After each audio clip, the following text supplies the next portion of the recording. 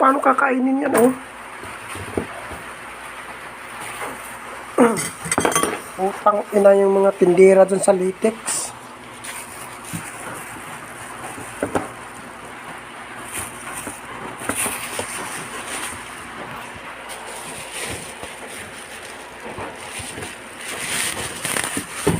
O, tingnan nyo yung mga kagaguhan ng mga taga-latex na yan. Mahal-mahal ng durian nila, utang ina. Nung una, 500 yung isa. Nung binuksan ko, may uod sa loob. Pinalagpas ko. Ngayon naman, putang ina tong ano na to, oh. Buisit.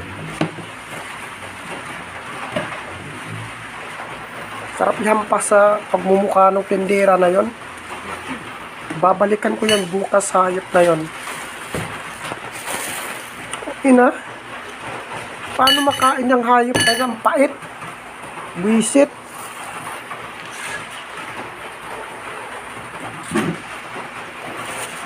Titinda na ang mahal-mahal, tas ganito sira.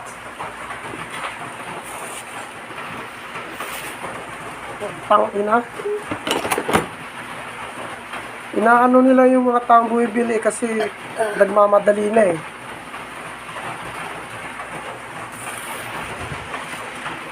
Naano nila yung nagmamadali na yung mga tao, hindi nagbebenta na lang sila ng ganitong mga putang ina nila.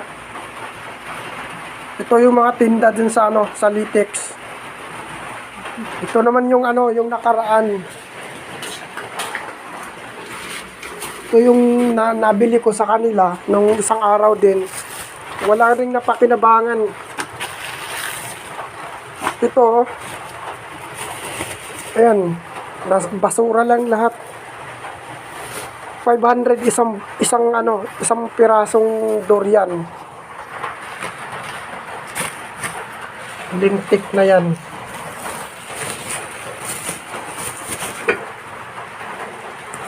Bukas, pupuntahan ko kayo bukas. Ang ina kayo. Akala nyo tumatai kami ng pera, hayop kayo.